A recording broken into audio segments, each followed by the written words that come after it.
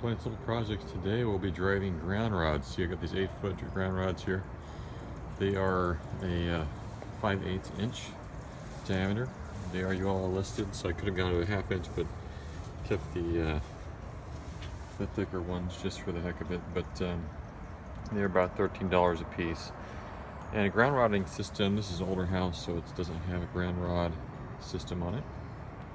But we're ready to put one in, or at least install the ground rods for us. But we need to install them at least 8 feet apart, and they need to be completely submerged, just almost straight down. We can do a 45-degree angle or even lay them down, but they've got to be, I think, 2 feet under the grade. So anyway, we'll actually take them out to about 18, 24 inches outside of the foundation, make sure we can avoid some foundations, and then we'll put them down. A couple things to note is we're going to put a grounding rod net on the very top before we put these down, since oftentimes when they get driven down, the tops do start to mushroom, so you can't actually get that net on top. So we'll put those on first, and then we'll start to work our way down. We're going to try a water method for the first little bit, see if we can get these to kind of slide down that way, and we'll get started.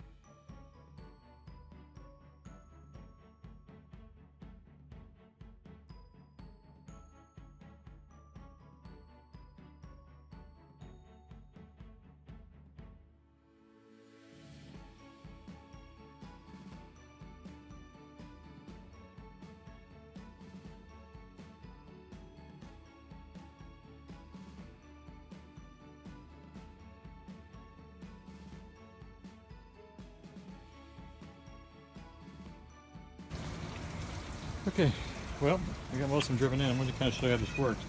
So I essentially just basically I dug an initial hole about 1.5 or so, 2 feet with the spade. The primary purpose for that was to check for pipes, like sprinkler pipes or anything else that might be a problem. So after doing that, I poured a little water in there and just started kind of pushing this thing up and down, kind of using that water to continue to push the rock aside. You know, actually 1.5 feet deep, I got really a hard clay layer. And that water over time pushing up and down with this denseness of this rod allowed me to push through it, so it really helped.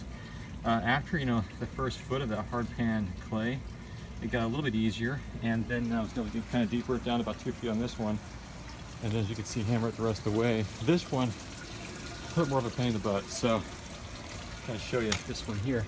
Same technique. I dug about 1.5 feet, 2 feet with a spade. Put some water in there, let it kind of soak in, and then use this thing, push it up and down to kind of make a hole for it.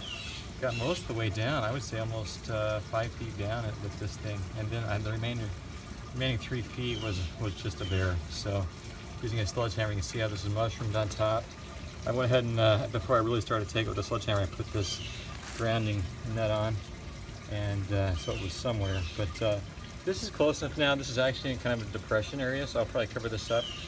I might potentially cut off the top inch of this particular grounding rod just to kind of clean it up a little bit, because it's been so rounded off with the hammering, and then it should be good to go. So the key is just to have this the grounding wire and the grounding rods out of harm's way. So we'll try to do that, and we should be set for the next phase. Anyway, that's how we went and drove those grounding rods, all 8 feet of them, except for maybe 1 inch over there, but as you can tell, it's pretty far down in that hole. So I think it'll be okay.